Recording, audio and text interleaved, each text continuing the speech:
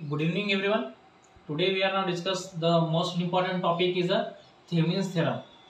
Thevenin's theorem हा तुम्हाला जेवढा कॉम्प्लिकेटेड वाटतो तेवढाच हा इझी आहे. तुम्हाला एकदम इझी वेने मी आज सांगणार आहे. तुम्ही कधी विसरू शकणार नाही असा थेवेनिन्स थेरम तुम्हाला आज मी घेणार आहे. थेवेनिन्स थेरमचा आज मी काही एक बेसिक वगैरे घेणार आहे. ठीक आहे. पहिल्यांदा बघू आपण थेवेनिन्स थेरम वगैरे काय असतं. थेवेनिन्स थेरम म्हणजे काय थोडक्यात बघा.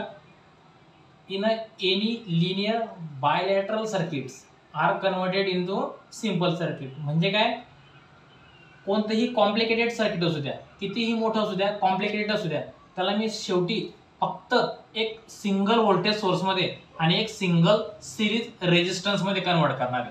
लक्षात आलं.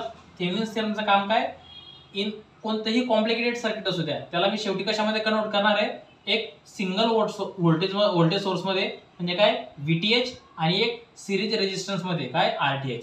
VTH म्हणजे काय असणार तुमचा हा थेवेनिन्स व्होल्टेज असणार आहे आणि RTH म्हणजे काय हा थेवेनिन्स रेजिस्टन्स असणार आहे. तुम्हाला थेवेनिन्स थेरम मध्ये फक्त दोनच गोष्टी कॅल्क्युलेट कराव्या लागतील. एक असणार आहे थेवेनिन्स व्होल्टेज आणि एक असणार आहे थेवेनिन्स रेजिस्टन्स.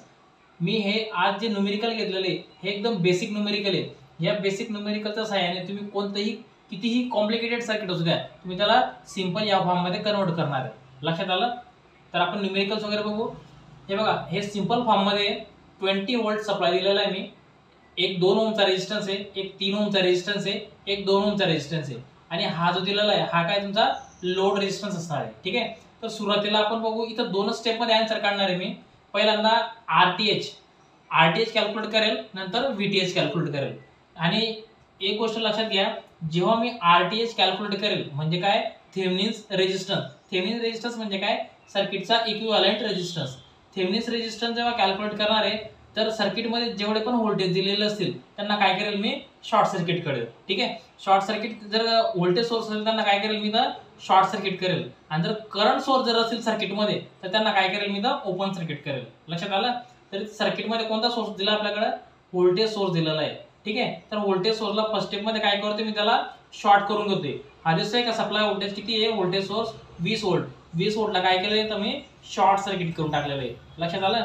आता बघा उरलेलं सर्किट कसं दिसणार आहे. हा 2 ओमचा रेजिस्टन्स, हा 3 ओमचा रेजिस्टन्स आणि हा 2 ओमचा रेजिस्टन्स आणि हा RL ला इथं काय करून दिलेला आहे मी तर ओपन करून दिलेला आहे. जेव्हा मी RL ला ओपन करेल तेव्हा मला इथं काय कॅल्क्युलेट होईल RTH. लक्षात आलं. आता RTH हा कॅल्क्युलेट कसा होतो जिथं लोड रेजिस्टन्स असेल लोड रेजिस्टन्स जेव्हा ओपन करेल तेव्हा जिथून ओपन केलं त्या साईडने इकडनं पाहायचं असं. ठीक आहे. इकडनं जर पाहिलं तर ही बाजू कशी दिसते ही शॉर्ट सर्किट झालेली दिसते. लक्षात आलं. आता इकडनं जर पाहिलं मी तर हा 2 ओमचा रेजिस्टन्स कशामध्ये दिसतोय मला सिरीज मध्ये. ठीक आहे. आता जिथून ओपन आहे आणि जो जवळचा असेल तो काय असेल सिरीज मध्ये आणि हे दोघं 3 आणि 2 हे कसे पॅरलल मध्ये. हा 2 ओमचा रेजिस्टन्स सिरीज मध्ये आणि 2 आणि 3 हा जो असणार आहे हे दोघं कसे असणार आहे तुमचे पॅरलल मध्ये असणार आहे. लक्षात आलं.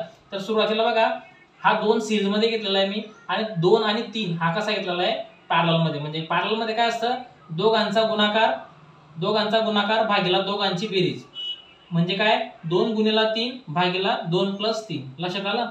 हे बघा 2 गुणिला 3 किती झाले 6 प्लस किती झाले 5 झाले. ठीक आहे. तर याचा RTH किती आलेला तुमचा 3.2 ओम. हा या सर्किटचा काय असणार आहे टोटल इक्विव्हॅलेंट रेजिस्टन्स असणार आहे. लक्षात आलं. नंतर बघा VTH कसा कॅल्क्युलेट होणार आहे. आता VTH बघा कॅल्क्युलेट कसा होतो तुमची जर काही लोड रेजिस्टन्स असेल लोड रेजिस्टन्सला आपण काय करत होतो सुरुवातीला RTH काढताना आपण काय केलं त्याला ओपन करून दिलं होतं बरोबर आहे. आता VTH काढताना काय करायला माहिती का आपण त्याला इथून आपण त्याला इथं काय निघेल आपला VTH निघेल बरोबर. आता बघा सांगा कॅल्क्युलेट VTH कुठं करायचं आहे मला लोड ब्रांच वरती. आता ही ब्रांच आणि ही ब्रांच कशी आहे पॅरलल मध्ये. म्हणजे मी जर इथलं जर व्होल्टेज जर काढलं पॅरलल मध्ये व्होल्टेज हे कसं असणार आहे सेम असणार आहे. मी जर ह्या ब्रांचचं जर व्होल्टेज जर काढलं तर मला इथलं व्होल्टेज भेटून देईल आणि इथलं व्होल्टेज काय तुमचं VTH आहे. म्हणजे मला इथलं व्होल्टेज VTH हे कसं असणार आहे इक्वल असणार आहे कारण की दोघं ब्रांच कसे आहे पॅरलल मध्ये. तर मी काय करेल माहिती की सिंपल व्होल्टेज डिव्हिजनचा वापर करेल. लक्षात आलं. हे बघा ही सर्किट मी इकडे दाखवलेलं आहे. इकडनं काय कॅल्क्युलेट करणार आहे मी VTH कॅल्क्युलेट करणार आहे. VTH जेव्हा इकडनं कॅल्क्युलेट करेल मग तर आता बघा हा 3 ओमच्या अक्रॉस मध्ये मला VTH भेटायला पाहिजे बरोबर. ते VTH कसं असणार आहे इथलं VTH असणार आहे लोडच्या अक्रॉसचा व्होल्टेज बरोबर. तर मी तर काय केलं सिंपल आता ह्या 3 ओमचा अक्रॉसचा व्होल्टेज जर मला काढायचं असेल तर मी तर काय केलेलं आहे, सिंपल व्होल्टेज डिव्हिजन रूलचा वापर केलेला आहे. व्होल्टेज डिव्हिजन रूल मध्ये काय असतं माहिती का, टोटल व्होल्टेज, व्हीटेज म्हणजे काय, हे टोटल व्होल्टेज कोणाचा अक्रॉसचा काढायचं त्याला घ्यायचं. कोणाचा अक्रॉसचा काढायचंय, 3 ओमचा अक्रॉसचा. ठीक आहे, टोटल व्होल्टेज गुणिला ज्याचा अक्रॉसचा काढायचा आहे तो आणि दोघांची बेरीज.